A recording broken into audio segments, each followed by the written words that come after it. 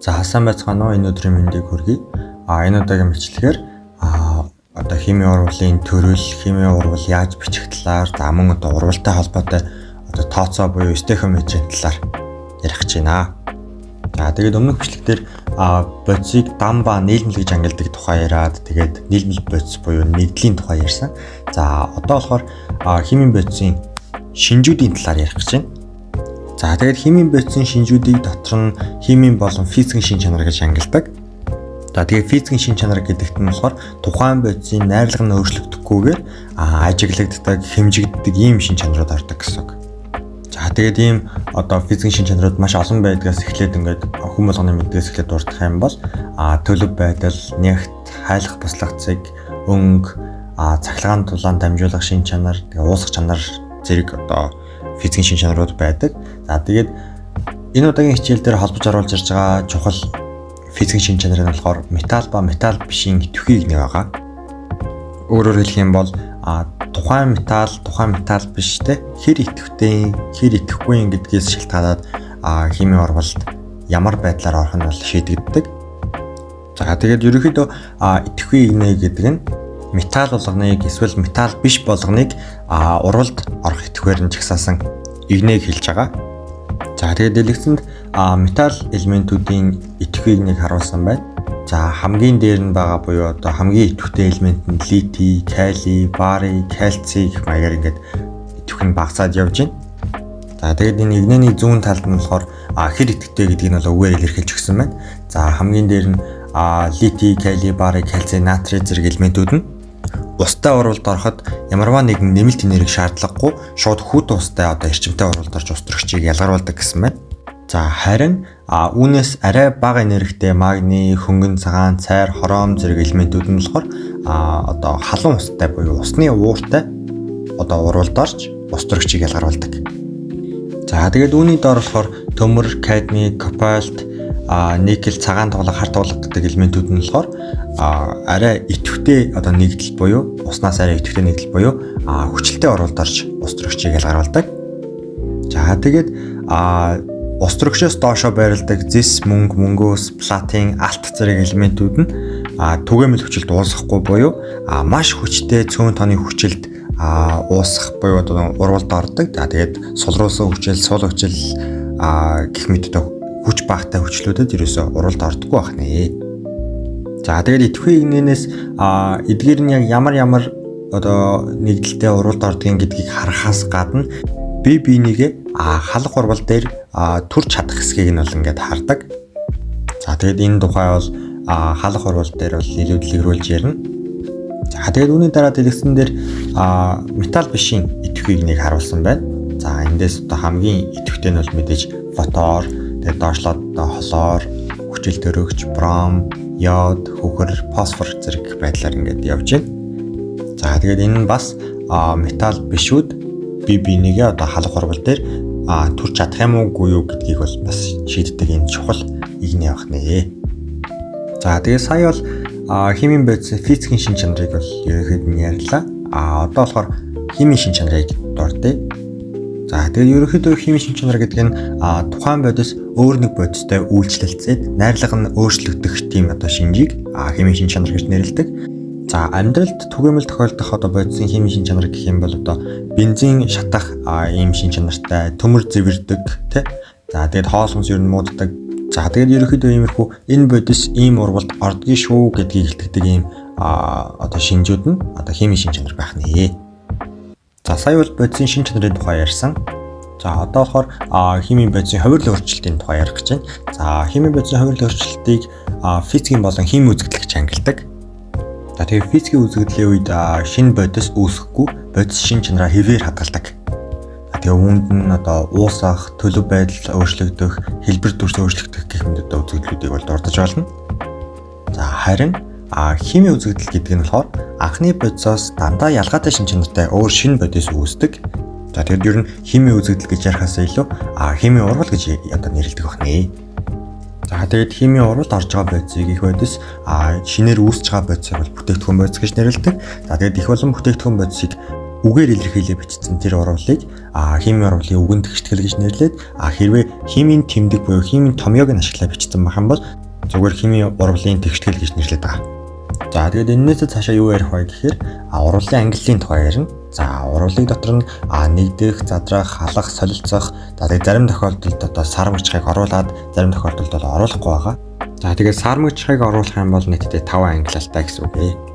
За тэгээд нэгдэх болон задрах урвалт нь их болон бүтээгдэхүүн бодисынхаа тоон дээр үндэслээд ингээд ангилцсан ангиллал байдаг. За нэгдэх урвал гэдэг нь их бодис нь 2 буюу хэд хэдэн бодис байгаад тэдгээр нь өөр хоорондоо нэгдээд бүтээгдэхүүн бодис нь одоо нэг бодис байгаа тохиолдолд энийг нэгдэх урвал гэж нэрлэдэг.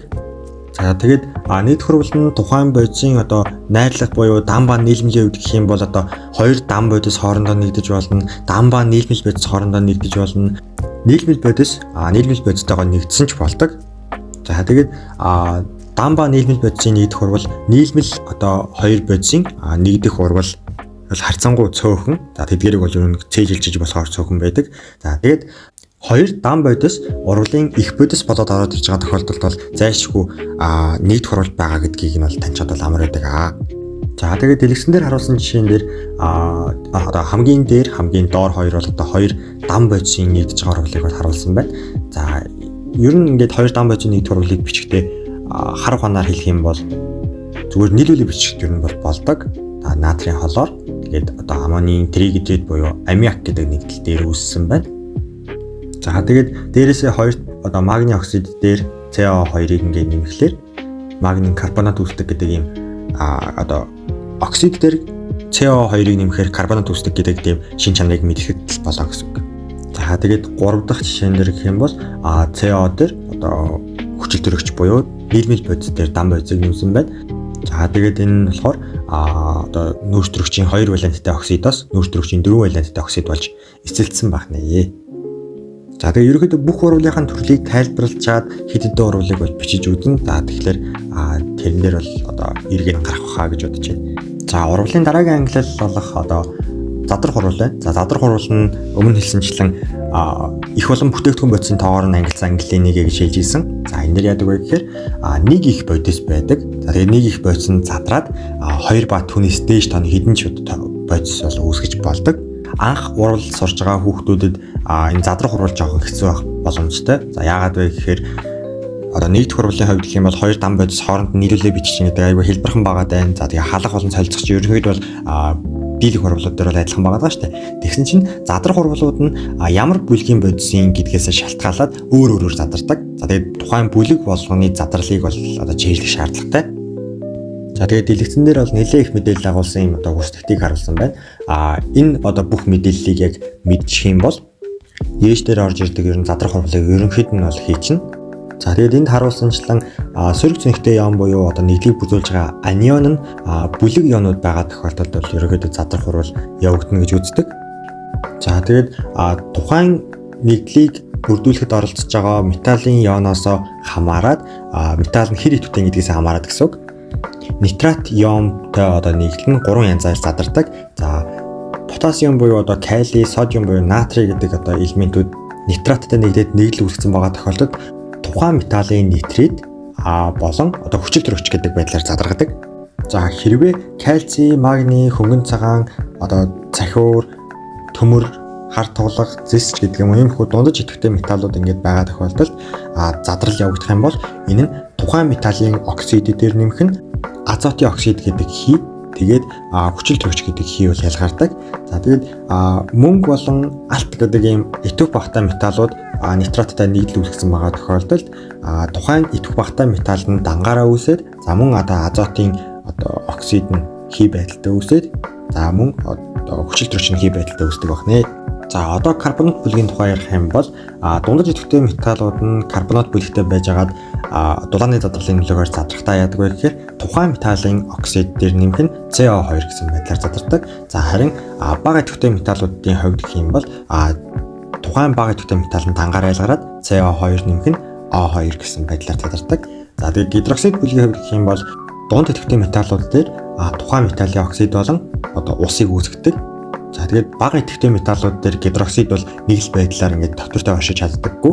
За мөн одоо дээр карбонат болон гидроксид бүлэг нь яг идэвхтэй металлтай нийлэл үүсгэсэн тохиолдолд энэ нь хэдэн ч температурт хүргэсэн байсан задрал явагдахгүй маш доктортой нийлээ гэсэн үг. За тэгээд энэ 3 бүлгээс өөр задрах урвал бол ерөнхийдөө цөөхөн дүүхэн орж ирсэн тохиолдолд ерөнхийдөө тухайн үед нь 1-2 урвал чинь чэйжтэд явж чадах болно. За химийн урвалыг ангилах сүүлийн 3 ангиллал нь болохоор тухайн их болон бүтээгдэхүүн бодисуудынхаа найрлага дээр үндэслээд ангилсан байдаг. За хаалга урвалыг ярив. Дан ба нийлмэл бодисууд харилцан үйлчлээд тэгээд шинэ дан ба нийлмэл бодис үүсгийг хаалга урвал гэж нэрлэдэг. За тэгсэн дээр харуулсан зурган дээр А дээр нэмэх нь BC гэсэн байна. Тэгээд А нь C-тэй нийтлэл үүсгээд тэгээд B-г нийтлээс нь түрээ гаргацсан байна. За тэгээд А гэдэг бодис нь B-г төрөх юм уу, C-г төрөх юм уу гэдгийг бол ажигладаг нэг арга байдаг. Тухайн А бодис нь эрэг эсэлтгүй юм авах тийм хандлагатай ийм элемент металл байх юм бол тухайн элементийн металлыг буюу B-г төрнө. А нь өөрөө сөрөг эсэлтгүй юм авах хандлагатай элемент буюу металл биш байх юм бол C-г төрдөг ийм зүй тогтолтой. За тэгээд мөн үүнээс гадна хаалга урвал болгон явагддаг гэсэн үг биш. Энэ дээр металлын идэвхийг нэг оруулаад ирэх юм бол А нь B-г төрж байгаа тохиолдолд металлын идэвхийг дээр А нь B-гээсээ дээр байх ёстой. Илүү идэвхтэй байж иж нийтлээс нь төрж гаргадаг. За мөн А нь C-г төрөх гэж илаа гэж бодоход металл бишийн идэвхийг дээр C-гээс дээр байрлж иж нийтлээс нь төрж гаргах боломжтой ийм зүй тогтолтой байх нэ. За тэгээд дэлгэцэн дээр харуулсан 4 жишээн дээр ажиллах юм бол дан ба нийлмэл бодисууд байгаагаар нь бол шууд хаалга урвалыг таних боломжтой. Маш хялбар гэсэн үг. За тэгээд эхний урвал дээр гэх юм бол кали дээр нэмэх нь ус гэж бичсэн байна. Ус нь яг H2O гэж бичдэг мөртлөө яг молекул байдал дээр H нэмэх болон OH хасах гэсэн юм 2 ион үүсгэж болдог. За тэгэхээр кали өөрөө эрэг эсэлтгүй юм авах хандлагатай металл учраас H нэмхийн оронд ороод ус төрөгчөөс хамаагүй дээр кали байсан учраас ус төрөгчийг төрж гаргаад калийн гидроксид гэдэг нийтлийг үүсгэсэн байна. За үүний дөрөх жишээн дээр магний дээр нэмэх нь зэсийн нитрат гэсэн байна. За тэгээд магний өөрөө металл, за мөн металлыг төрөх хандлагатай. Тэгээд металл бишээ идэвхийг дээр зэсээс дээр байрладаг учраас энэ урвалал явагдах боломжтой. За тэгээд магний нитрат гэдэг нийтлэл үүсэж байна. За хамгийн доотлын жишээн дээр холоор дээр нэмэх нь кальцийн йодид гэсэн байна. За холоор нь бол металл биш, тухайн нийтлийн металл бишийг төрнө. Кальцийн йодидын металл биш нь мэдээж йод байгаа учраас йодоос идэвхтэй юм уу гэдгийг хараад идэвхтэй байгаа тохиолдолд калийн холорид бол үүснэ гэсэн үг. За ингээд энэ урвалын төрөл болж байгаа. За дараагийнх нь солилцох урвал байна. За солилцох урвал нь мөн адил найрлага дээр үндэслээд ангилсан ийм ангиллалын төрөл гэж дахин хэлээд байна. За энэ нь яадаг вэ гэхээр нийлмэл нийтлүүд өөр хоорондоо харилцан үйлчлэлцээд атом бүлгээ солилцоод тэгээд урвалын төгсгөлд буюу бүтээгдэхүүн бодис дээр дахин 2 нийлмэл нийтлийг үүсгэж байгаа юм урвалыг хэлдэг. Дэлгэцэн дээр харуулсан жишээн дээр А, Б дээр нэмэх нь CD гэдгийгсэн байна. Эхний нийтлэлд байгаа А гэдэг ион нь эрэг эсэлтгүй юм буюу эрэг ион болох хандлагатай учраас сүүлд байгаа нийтлийн сөрөг эсэлтгүй юм авах хандлагатай элементтэй холбогддог. DT холбогдно гэсэн үг. За мөн B нь CT холбогдно. За тийм мэдээж угаасаа эрэг цэнгэний эрэг цэнэгтэй холбогдохгүй, сөрөг цэнгэний сөрөг цэнэгтэй холбогдохгүй учраас эрэг сэргөөрөө ингээд солилцоод дахиад ингээд нийгдэл болждаг байх нэ. За тэгээд энэ солилцох урвал явагдах юм зарчим байдаг. Энэ нь юу вэ гэхээр урвалын төгсгөлд үүсэж байгаа аль нэг нийтлэл нь заавал тундас, ус эсвэл хий байх ёстой байдаг. За энэ шаардлагыг хангаагүй тохиолдолд зүгээр 4 ионы холимог бүхий уус мал үүсэж байгаа гэсэн үг. За тэгээд дэлгэцэн дээр харуулсан жишээн дээр калиум бромид дээр нэмэх нь мөнгөний нитрат гэдгийгсэн байна. Калийн эрэг цэнэгтэй, нөгөө нийтлийн сөрөг цэнэгтэй бүлэг болох нитраттай холбогдоод калий нитрат. За тэгээд үлдсэн хоёр нь нийлэх буюу мөнгөний бромид гэдэг нийтлэл үүснэ. За мөнгөний бромид нь уусах чанарын хүчтэйгээс харахаар тунд сэлбэртэй оршдог юм аа. За мөн дараагийн жишээн дээр натрийн сульфат дээр стронцын хлоридыг нэмсэн байна. Натрийн эрэг цэнэгтэй, хлорид нь сөрөг цэнэгтэй, натрийн хлорид буюу хоолны даваас үүсээд стронцын сульфат гэдэг нийтлэл бас үүсэж байна. Энэ нь болохоор уусах чанарын хүчтэйгээс харахаар усанд уусдаггүй нийтлэл буюу тундас байгаа. За хамгийн сүүлийн ангиллал нь сар мөж хурал байгаа. За сар мөж хурал нь хүчил суурь хоорондоо харилцан үйлчлээд ус болон давсыг үүсгдэг ийм урвалыг хэлдэг. За тэгээд энэ тухай дэлгэрэнгүй мэдээллийг хүчил, суур, давас, оксид гэдэг ийм одоо агуулгыг тайлбарлахдаа ярина. За дэлгэцэн дээр харуулсан хэд хэд урвалыг бичиж үзье. Натрийн фосфат дээр калиум гидроксид гэсэн учраас энэ бол мэдээж хоёр нийлбэл бодис байгаа учраас солилцох урвал байгаа даа. За натрийн гидроксид болоод калиум фосфатанд үүсэж байна. За энэ дээр дам ба нийлмэл бодис байгаа даа. За тэгэхээр энэ ерөнхийдөө бол халах урвал явагдана. Гэхдээ нэлээд итгэх багтай одоо хамгийн бага итгэх багтай металл нэлээд өндөр идэвхтэй металлыг ингээ халах гэж байгаа учраас энэ урвал бол явагдахгүй гэж үзнэ. За P4 дээр нэмэх нь O2 фосфор дээр нэмэх нь хүчил төрөгч гэдгийгсэн байна. За энэ бол нэгдэх урвал яваад фосфорын оксид бол үүснэ. За энэ дээр дам ба нийлмэл бодис мөн одоо харуулсан байна. Гэхдээ зэсээс цайр нь хамаагүй илүү идэвхтэй учраас цайрын сульфат дээр нэмэх нь зэсээ гэд ингээд ялгараад түрээд хайчна. За кальцийн нитратын задрах урвал ингээд шууд ингээд дулааны нөлөөгөөр задрахаар өгсөн байна. За энэ үед кальцийн оксид дээр нэмэх нь азотын оксид нэмэх нь O2 гэдэг нь. За энэ хоёр дээр H2-ыг нэмж гин. Энэ дээр бол нийт хурвал явагдаад NH3 үүсэж байна. За энд хүчил болон суур өгсөн байна. За энэ бол угаасаа солилцох хурвалтай адилхан явагддаг.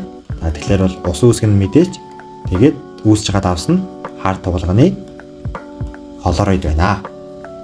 За энд хоёр нийлбэл бодис өгсөн учраас солилцох хурвал. За тэгээд H2SO4 үүсэж байгаа. За хөнгөн цагааны сульфат үүснэ. За калиум бромид үүсэж байгаа. За магний карбонатыг задлсан байна. Энэ үед магний оксид нэмэх нь CO2 үүснэ. За CO2-ийн ард ингэсэн байвал хий ялгарч ингэсэн тэмдэглэгээ. За энэ дээр бичиж өгөх зүйтэй. За доошо заасан байх юм бол тунцэг дээг бүгд мэдэх баха. За ерөнхийдөө бүрэн байдлаар химийн урвалыг бичих нь ихва бүтээгдэхүүн бодисын томьёог одоо алдаагүй зөв бичгээс бол эхэлнэ. Сая бол 4 урвалын төрлийг ерөнхий тайлбарлах байдлаар алдаагүй гэж жоохон төхөөлж өглөө. Гэхдээ хангалттай дасгал ажиллаж иж энэ урвал бичгээр бол алдахгүй болно. За ингээд ихва бүтээгдэхүүн бодисоо алдаагүй бичсэн тохиолдолд одоо бүрэн байдлаар химийн урвал бичихтэй дараагийн одоо алхам нь юу вэ гэхээр бодисуудын өмнө тавьж өгдөг коэффициент гэдэг зүйл байдаг. За тэгээд тэр коэффициент гэдэг зүйлээ яагаад байдгийг юу юм гэдгийг тайлбарлах юм бол физикийн шинжлэх ухаанд энерги устж алга болохгүй мөн шинээр үүсэхгүй гэж үздэг шиг химийн урвалын үед химийн бодис нь устж алга болдгоо мөн шинээр үүсдэггүй учраас их болон бүтээгдэхүүн бодисын одоо масс нь ер нь бол хэмжээ нь яг тэнцүү байх хэрэгтэй гэж үздэг. За тэгээд хэддүүлэн гэж сая бичсэн одоо байдлаар урвалаа ингэж бичих үед их болон бүтээгдэхүүн бодисын одоо хэмжээнд ингээ зөрүү харагдаад байгаа учраас энэ коэффициент гэдэг тоог тавьж өгөх байдлаар тэдгээрийн хэмжээг бол тэнцвүүлдэг байна. За тэгээд урвалд коэффициентийг бичихтэй химийн бодисын одоо зүүн талд нь өмнө нь гэхүү те. За томоор бичиж өгдөг. За тэгээд тухайн бодисын өмнө 2-ыг тавьж байгаа бол тухайн бодис дотор байгаа атом болгон яг 2 дахин ихсэж байгаа гэдэг утгыг бол илэрхийлдэг. За жишээлх юм бол одоо калиум фосфат буюу калий 3 PO4 гэдэг нэгдлийн өмнө 2 коэффициент тавилаа гэж бодоход калий одоо 3 байсан. Дахид яг 2-оор үржигдээд калий 6 калий 2 фосфор за Он 4 байсан учраас 8 одоо хүчил төрөгч байгаа гэж үзэх нэ. За одоо хэрхэн тэнцвүүлэх талаар дэлгэрэнгүй тайлбарлая. Дэлгэцэн дээр харуулсан ксенон дээр нэмэх нь фотор тэнцүү. Ксеноны фторид гэсэн юм элемент урвалыг харуулсан байна. Урвалын ихэнд байгаа болон одоо төгсгөлд байгаа буюу бүтээгдэхүүн болоо их бодисуудын атомын тоог ингээд доор нь бичээд өгөхлөөр ксенон их бодис нэг ширхэг бүтээгдэхүүн бодис нэг ширхэг байгаа нь бол тэнцүү байгаа. Гэхдээ фотор нь бол их бодист 2 бүтээгдэхүүн бодис 6 байгаа нь тэнцүү биш. Одоо тэнцвүүлэх шаардлагатай юм урвал байгааг илтгэж байгаа. За тэгээд коэффициент гэдэг тоо нь үргэлж одоо бүхэл тоо байдаг. За зарим маш цөөн тохиолдолд 2.5 ч гэдэг юм уу тийм одоо 15 гэсэн юм тоог тавьж болдог. Гэхдээ ихэнхдээ бол юм бүхэл тоог тавьдаг. Энэ тохиолдол дээр бол заавал бүхэл тоог тавих шаардлагатай. За тэгээд 6-гийн өмнө хэд ч гэсэн бүхэл тоог тавьсан байсан 2-той тэнцэхгүй учраас багаас хөөгөөд багаагаа их болох замаар одоо тэнцүүлдэг гэсэн үг. За одоо болохоор фоторын өмнө 3-ыг тавьчих юм бол 6 болох гэдэг байгаа шүү дээ. За тэгэхээр 3-ыг нь одоо коэффициент байдлаар ингээд тавиад өгнө. За тэгэхээр их бодист болон бүтээгдэхүүн бодист байгаа фоторын хэмжээ тэнцэж чинь мөн одоо ксеноны хэмжээ тэнцэж байгаа учраас энэ урвал нь ингээд тэнцэж байгаа гэж ойлгох нэ. Ерөнхийдөө бол энэ урвал тэнцвэрлэхдээ заавал багшаас ингээд асуугаад шаардлага байхгүй. Өөрөө тоолж үзээд хэрвээ тэнцүү байх юм бол тэнцсэн байна. Тэнцүү биш байгаад юм бол тэнцээгүй буруу юм байна гэж ойлгох хэрэгтэй.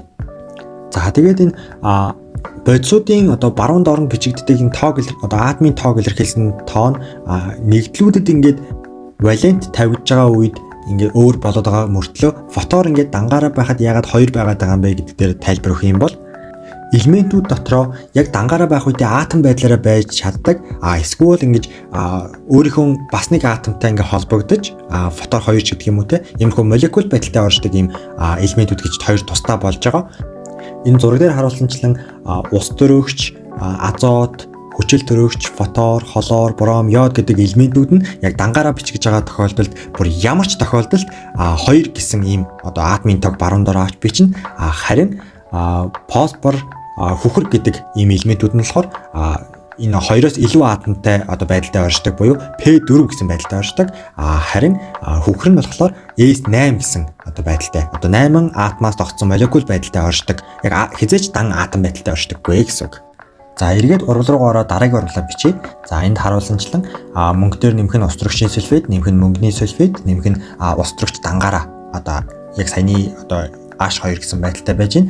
За тэгээд ихва бүтээгдэхүүн бодисд байгаа атомуудын тоог тоолох юм бол их бодисд мөнгөнийг ус төрөгч 2 одоо хүхэр 1 байх нэ. За бүтээгдэхүүн бодисд мөнгө 2 ус төрөгч 2 хүхэр 1 ширхэг байна гэж үзэх нь. За тэгэхээр их бодисд мөнгө 1 дутуу байгаа гэж харагдаж байгаа учраас мөнгөний өмнө 2 гэсэн коэффициент тавиад өгөх юм бол мөнгө нь 2 болоод тэгээд ерөөдөө их болон бүтээгдэхүүн бодисуудын тоо тэнцэж байгаа гэсэн үг. За ингээд 3 дахь урвал руу оръё. Калиум гидроксид дээр CO2-ыг нэмээд үр дүнд нь калий 2 CO3 нэмэх нь H2O буюу ус үүсэж байна. За энэ урвалыг яг одоо бол тэнцвүүлэх нь яриад байгаа. Гэхдээ ерөнхийдөө гидроксид дээр CO2-ыг нэмэхээр карбонат үүсдэг гэдэг ийм тохиолдлыг бол та нарт бол хэлж өгөөд байна гэж ойлгох хэрэгтэй. За тэгэхээр энэ тохиолдлыг бол тэмдэглэж аваарай. Гидроксид дээр CO2-ыг нэмэхээр карбонат үүсдэг. За тэгээд энэ урвал дээр бас ингээд илүү жоохон хүндэрч ирж байгаа нь ус төрөгч болон хүчил төрөгч ихтэй ингээд урвал ороод ирэхээр бас жоохон төвөгтэй болоод ирдэг. Юун төвөгтэй вэ гэхээр энэ хоёрын тоо нь ингээд тэнцэж өгдөггүй. Тэгэхээр ерөнхийдөө цөөн тоотой байгаа элементээс тэнцвүүлж явбал илүү зохимжтой гэсэн үг. За ингээд их бодисд байгаа одоо 4 атомын тоог харуулсан байна. Калий 1, хүчил төрөгч калиум гидроксидид 1, CO2-т 2 нийлээд 3 болж байгаа. За тэгээд ус төрөгч 1, нүүрс төрөгч 1 байгаа. За бүтээгдэхүүн болохоор калий 2, хүчил төрөгч 4. За энэ яаж бүрдэж байгаа вэ гэхээр калиум карбонатд 3, усанд 1 байгаа. За тэгээд ус төрөгч 2, нүүрс төрөгч 1 байгаа. За тэгээд калиум их бодисд 1, бүтээгдэхүүн бодисд 2 байгаад байгаа. Тэгээд үүнээс гадна калиум их бодисд байгаа ганцхан нэгдэлт байгаа.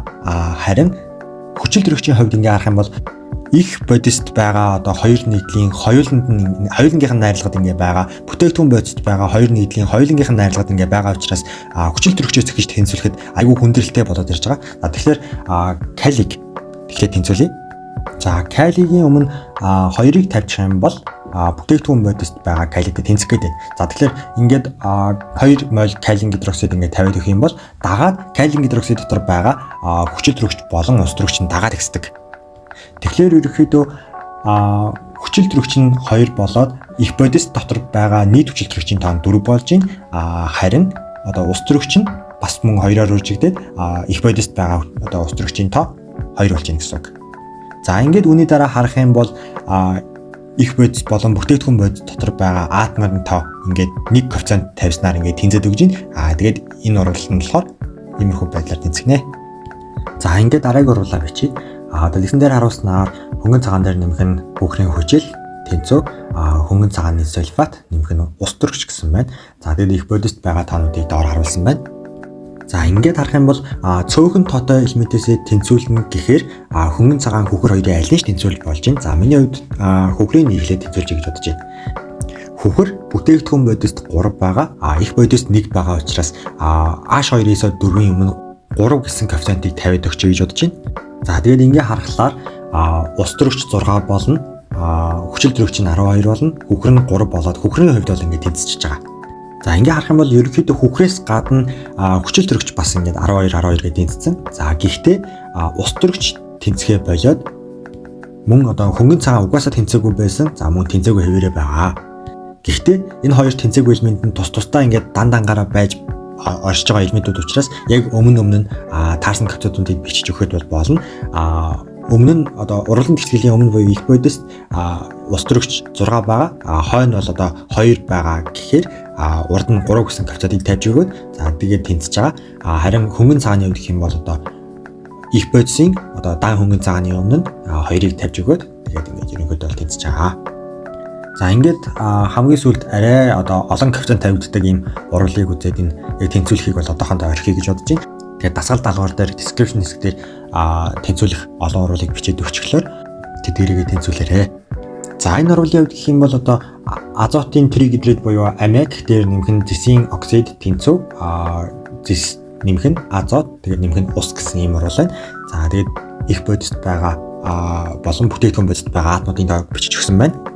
За тэгээд энэ тэнцвэг байгаа атомууд нь гэх юм бол одоо азот, ус төрөгч байгаад байна. За тэгээд азот ус төрөгч алийг төрөөж тэнцвүүлэх гэхлээр мэдээж угаасаа ус төрөгчөө тэнцвүүлэх дурггүй болчдгийн угаасаа олон дахин тэнцвүүлэхлээр за тэгээд азот эхлэж тэнцвүүлэх юм бол аммиакийн өмнө 2-ыг тавиад азот нь бол тэнцвэг болж байгаа. За тэгвэл азот ингээд тэнцсэний үр дүнд ус төрөгч бас ингээд 2 дахин үржигдээд 6 болчихж байгаа. За тэгээд 6 болсон учраас бүтээгдэхүүн бодис дотор усны дотор агуулгадж байгаа ус төрөгчөөс гадна дахиад ус төрөгч юусоо байхгүй учраас шууд өмнө нь одоо 3 гэсэн коэффициентийг тавьж өгөөд их бодис дотор байгаа ус төрөгчтэй шууд тэнцвэг болгож ирж байгаа гэсэн үг. Эсвэргээрээ ингээд ус төрөгч нь одоо 2 нэгдэлт ч юм уу 3 нэгдэлт ч юм ингээ хуваагдаад өгсөн байгаа тохиолдолд аль нэгнийх нь урд тоо тавихад бол асуудалтай байгаад байдаг. Энэ тохиолдол бол асуудалгүй байгаад байна. За тэгээд усны өмнө 3 гэсэн коэффициентийг тавихлаар тэнцсэн байсан хүчил төрөгч нь тэнцгээ болоод ирж байгаа. За 1 байсан 3 болчихж байгаа. За тэгэхээр эргэж тэнцвүүлэх гээд их бодис дотор байгаа зэсийн оксидын өмнө нь 3 гэсэн коэффициентийг тавихлаар мөн адил одоо зэсэн тэнцсэн байж байгаа тэнцгээ болчихж байгаа. За тэгээд төгсгөлд нь зэсийн өмнө 3-ыг тавиад өгөхлөөр азотоос бусад нэгдлийн өмнө коэффициент тавигдаад энэ уруул нь ингээд тэнцэж байгаа гэсэн үг.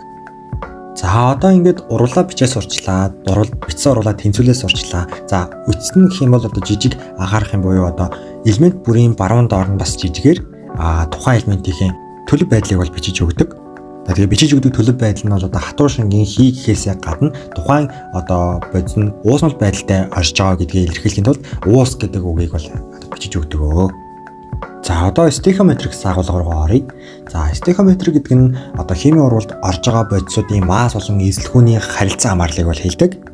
За жишээлх юм бол одоо тэрэгсэндээ харуулсан аммиак үүсэх урвал дээр азот 1 мол байхад ус төрөгч 3 мол байгаа энэ харьцааг нь стехометр гэж нэрлэж байгаа. За харин энэ харьцааг нь ашиглаад тооцоо хийх юм одоо тооцооллыг нийтэд нь стехометрийн тооцоо гэж нэрлэдэг. За тэгээд одоо Авогадрогийн тогтмол ярихдаа ингээд ерөнхий бичиглэлт нь пропорц нь ингэж бичигднэ гэж ярьсан шигэ стехометр дээр яаж одоо тооцоо хийх бичиглэл хийх тухай ерөнхий ойлголтуудыг хэлье. За анханасаа яг ингээд нэг төрлийн бичиглэлээр хийгээ сурчих юм бол ямар нэгэн эргэлзэх, тэнэгэлзэх асуудал бол гардаггүй. Яаж чи яах вэ гэж бодож иж магадгүй гэхдээ үгүй хаа шүү.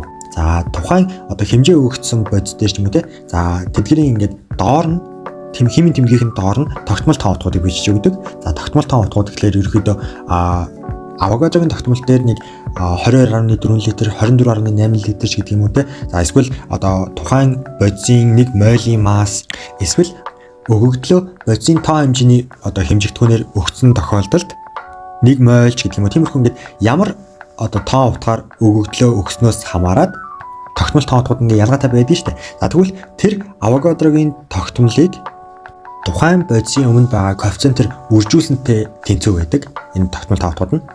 За жишээлбэл нэг бичгэлд харуулах юм бол хамгийн ихний дасгал болох анх 20 мол азот авсан. Тэгээд хэдэн мол ус төрөгч авах хэрэгтэй вэ гэдгээсээ анх 20 мол азот авсан гэдэг өгөгдлөөс харах юм бол 20 мол гэдэг бодисын тоо хэмжээний нэгжээр өгөгдөл нь өгөгдөж байна. За тэгэхээр доор нь бол одоо бодисын тоо хэмжээний одоо мол гэдэг хэмжээс за тэгээд азот нь өөрөө 1 мол байгаа учраас доор нь болохоор яг тогтмол одоо тоо утгууд дээр нь 1 мол гэж бичихнэ.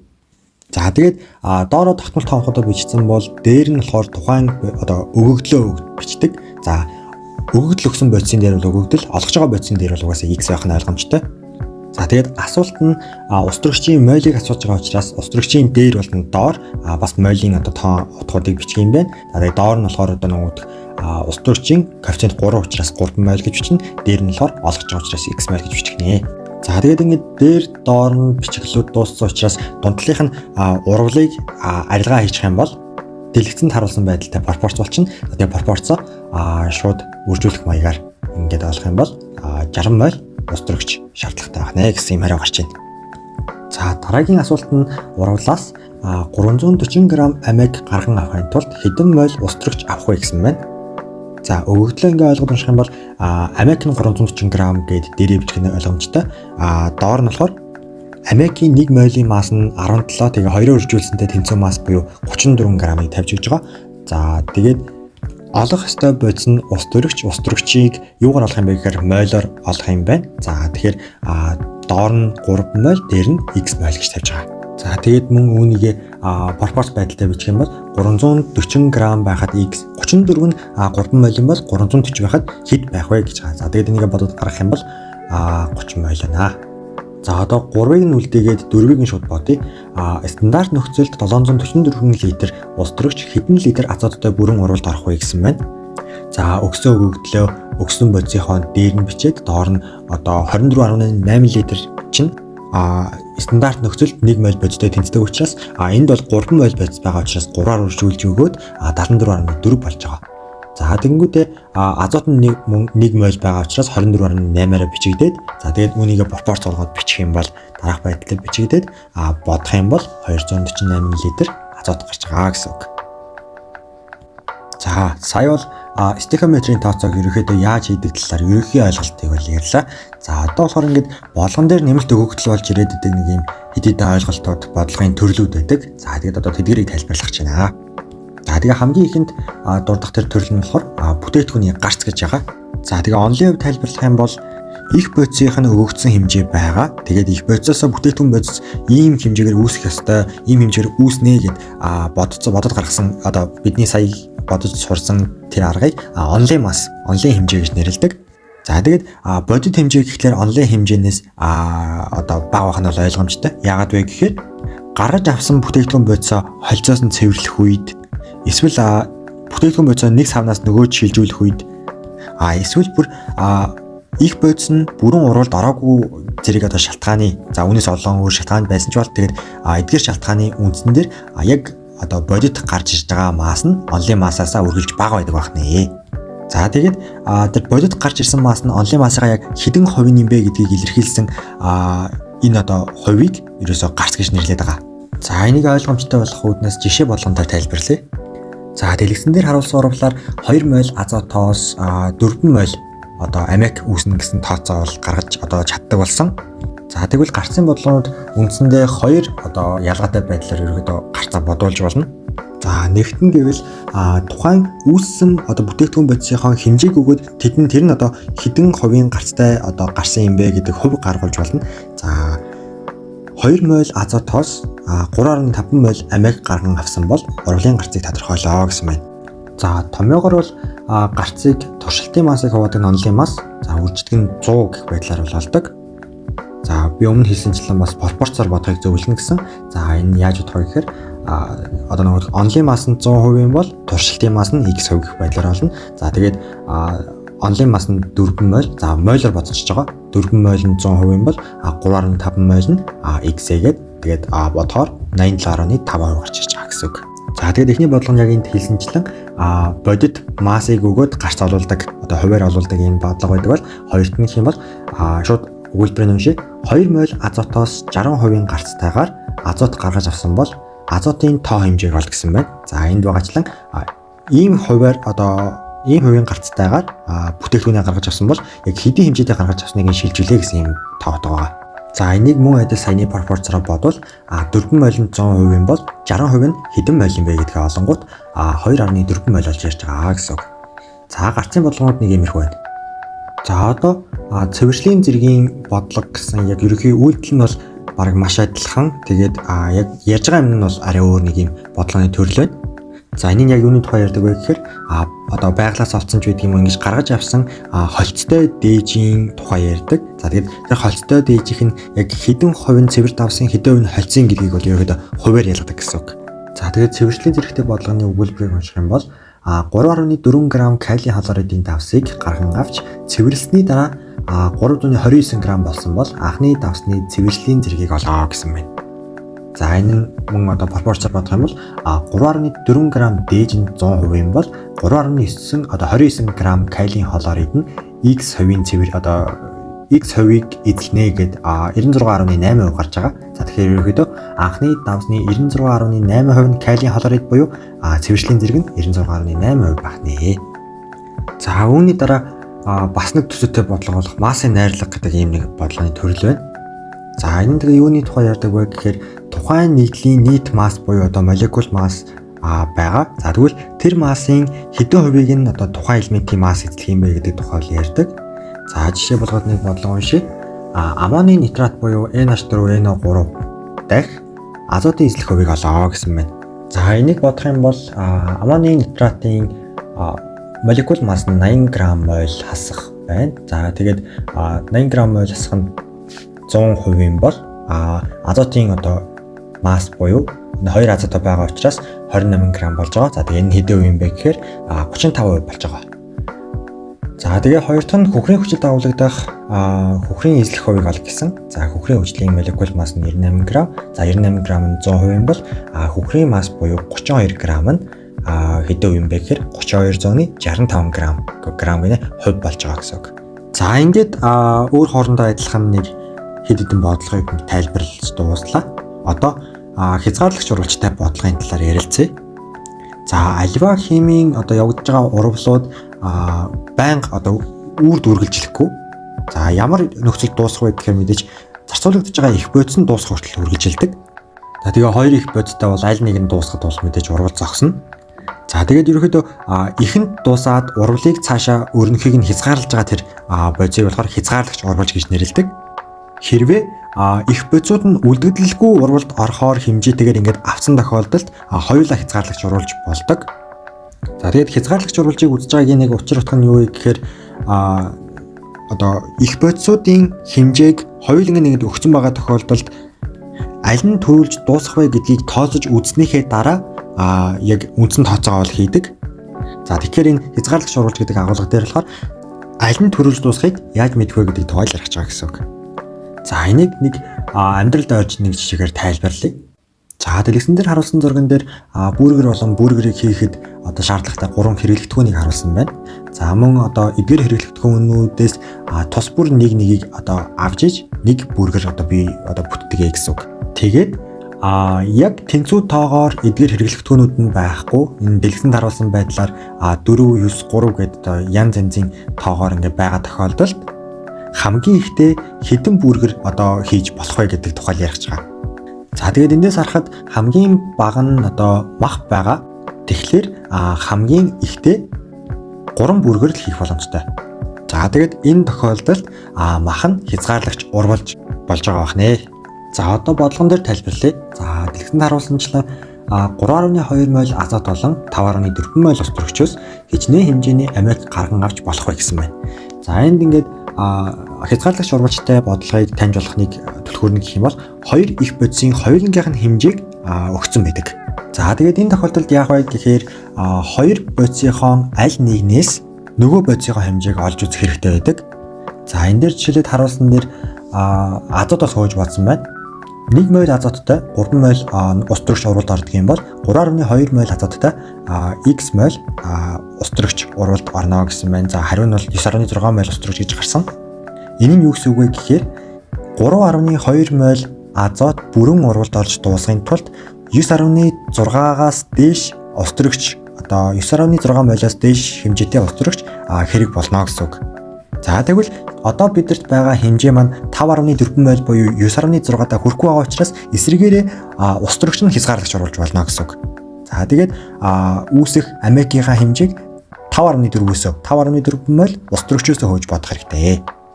За одоо хязгаарлагч оруулж байгаа болсон учраас цаашаа бол амархан бодчих واخ. За дахиад нэг хязгаарлагч оруулж бодох нэг бодлого байна. За 2.5 мол кальцийн карбонат ба 3 мол одоо давсны хөвжил байсан нөхцөлд хэдэн мол CO2 үүсэх боломжтой вэ гэсэн байна. За тэгээ урлагийг өгсөн байна. За энэ жишээн дээр давсны хөвчлийг эхлээд чаргаад үзчихье гэж бодож байна. За 2 мол давсны хөвжил 1 мол кальцийн карбонаттай урвалд ордог. Тэгвэл өгөгдөл дээр маань өгсөн 3 мол давсны хөвжил хэрэг хэмжээний кальцийн карбонаттай урвалд орохыг тооцох юм бол 1.5 мол кальцийн карбонаттай урвалд орохоор ингээд хариу гарсан байна. За тэгтэл өгөгдөл дээр маань өгсөн кальцийн карбонат нь 2.5 мол буюу хамгийн бага хэмжээнээс их байгаа учраас давсны хөвжил маань төрүүлж дуусах үед кальцийн карбонатаас одоо 1.5 мол хасагдаж 1 мол одоо илүүгээр үлдэх юм байна гэж тооцож гаргах нэ. За ингээд өнөөдрийн үзэх агуулга ерөнхийдөө боллоо. Эмпирик ба молекулын томьёо гэдэг сэдвийг хамт оруулъя гэж бодсон боловч арай л урт бичлэг болох гээд байгаа учраас ингээд дуусгая. За тэгээ холбоотой дасгал бодлогыг доор нь description хэсгээр оруулчихнаа. За баярлалаа.